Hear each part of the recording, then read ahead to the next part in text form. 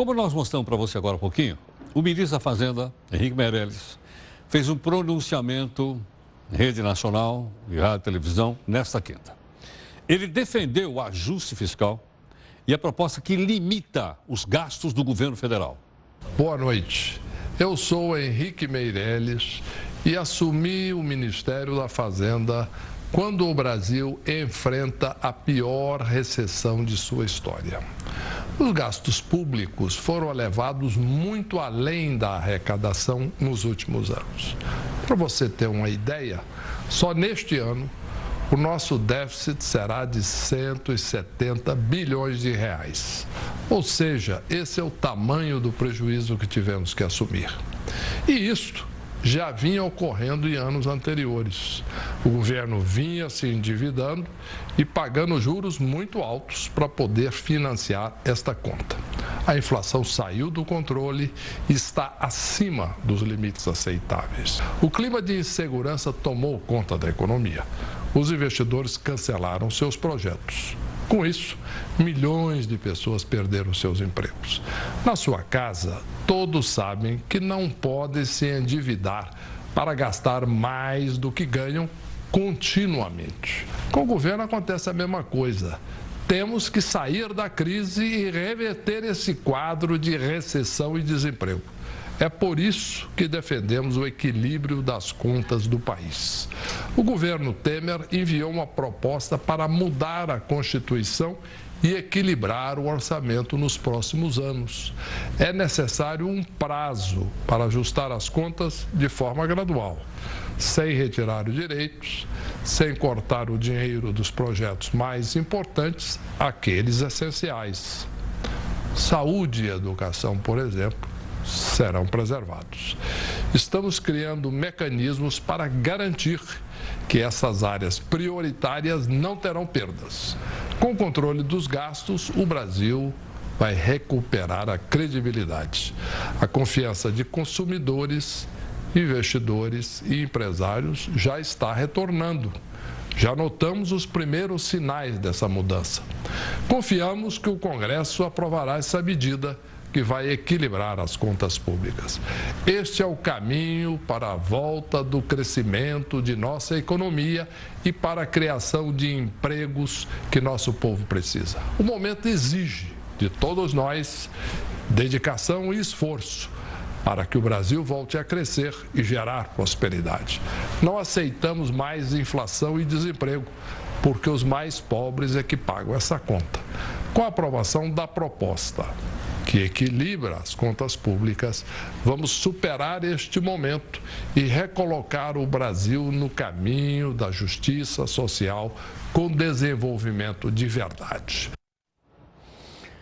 Bom, esse pronunciamento foi levado ao ar agora, aqui na Record News e na Rede Nacional por volta de 8 da noite. Professor Nelson Marconi, professor de Economia da Fundação Getúlio Vargas, gentilmente aqui conosco. Nelson, boa noite. Obrigado. Boa noite, Geraldo. Nelson, não me lembro, está olhando ali?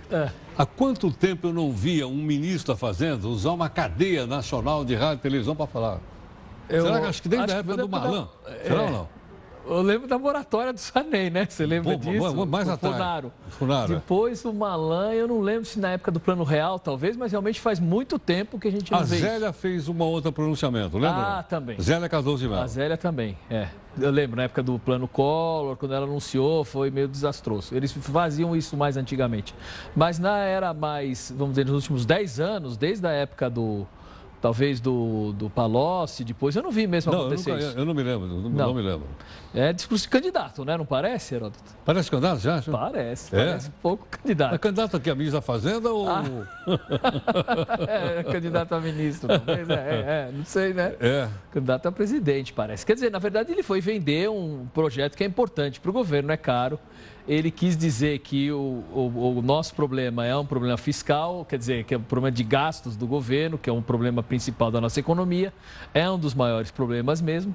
Ele só tem uma inverdade ali no que ele falou, porque ele falou que eles herdaram um déficit de 170 bi, eles herdaram um déficit grande, mas menor. Aí eles ampliaram o espaço de gasto para agora dizer que eles vão colocar um teto. Então, é como se eu dissesse para você, olha, aproveita para gastar mais agora, porque depois eu vou colocar um limite nessa gordurinha adicional que eu estou colocando. Eles colocaram uma gordurinha aí nesse 170, mas realmente eles estão querendo colocar um teto ali, né? E ele tentou passar uma mensagem muito clara de que fazer o ajuste é importante para retomar o crescimento, isso é uma verdade. E ele frisou muito, você lembra aquela hora que ele falou da saúde e educação? Ele falou pausadamente, né? Que era uma coisa importante, porque é isso, as maiores críticas ao ajuste que eles estão propondo, ao acerto das contas públicas, porque isso pode ter um impacto nas despesas com educação e saúde, que são importantes para o próprio crescimento. Então ele está tentando defender que não vai ter isso. Eu não sei. Agora, ele fez o balanço também do que recebeu, você percebeu ou não? Fez o balanço que recebeu. Eu acho que nem o Temer fez um balanço como ele fez agora. Não. Acho que tão incisivo assim, dizendo que a situação foi muito ruim, né? Muitos desequilíbrios, pegou o desemprego muito alto, inflação alta, tal. Quer dizer, a inflação já está até caindo, ela teve alta, né?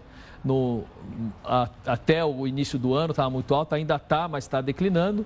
E foi por causa que o governo recompôs os preços, né? Teve também a correção da moeda, do câmbio. Isso acabou jogando a inflação para cima. Mas ele realmente fez um cenário como se eles pegassem terra arrasada. Terra arrasada. Realmente estava ruim o cenário, né? Mas o Temer realmente não foi tão incisivo como ele. Por isso que eu te digo, é um discurso parece de candidato. Agora, deixa eu te perguntar. Obviamente, o coach vai comentar daqui a pouquinho o reflexo disso no Congresso Nacional.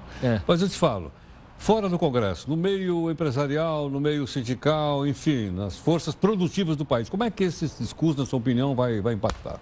Eu acho que no meio empresarial ele vai pegar muito bem. Isso aí é uma música para os empresários, falar que o governo vai ajustar. Só faltou um violino. Só faltou um violino.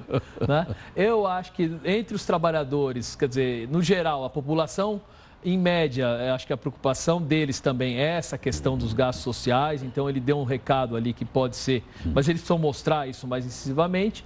Agora, entre os trabalhadores, eu acho que eles estão muito preocupados com o grande embate desse ajuste, que é a reforma da Previdência. Esse vai ser o grande embate. Que é um outro capítulo. É um outro capítulo. E, na verdade, está embutido nesse? Não, é um outro capítulo, mas ele é o mais importante, porque se o governo não controla as despesas com a Previdência, ele vai ter que, para cumprir esse teto, comprimir muito outras despesas. E aí vai ser inevitável ele controlar educação e saúde. Então, quem estuda um pouco mais as contas públicas percebe que se o governo não resolve a questão da Previdência, é difícil ele cumprir esse teto sem cortar o investimento público, que é o que deslancha o crescimento, e também sem cortar a despesa com educação e saúde. Então, na verdade, eu entendo o projeto mais importante do governo é a Previdência. Mais do que esse. E vai ser o mais difícil para ser aprovado. Ali é que a briga vai ser boa. Vai ser boa. Agora, deixa eu te perguntar outra coisa. Há, vamos dizer assim, um reconhecimento, a gente falou dos empresários, mas me parece que o Fundo Monetário Internacional também parece que sinalizou assim, dizendo, não, parece que agora as coisas vão começar a andar no Brasil, a voltar ao que eles entendem por trilhos. Sim, isso. Sim. Né? Ou seja, seria uma restauração da confiança econômica? Eu acho que a gente vai ter Sim, eu acho que tem uma restauração, porque você percebe que se o governo começa a entrar nos trilhos nesse sentido, né? E você demonstra que lá na frente ele não vai aumentar de novo a dívida dele, a sociedade percebe que a taxa, quer dizer, as pessoas conhecem um pouco mais, sabem que a taxa de juros vai começar a cair, caindo a taxa de juros estimula o investimento, o governo não vai precisar captar tantos impostos, mais como você está mostrando na primeira parte, para se financiar, então as pessoas vão ter mais dinheiro para consumir, para investir, então começa a melhorar a confiança.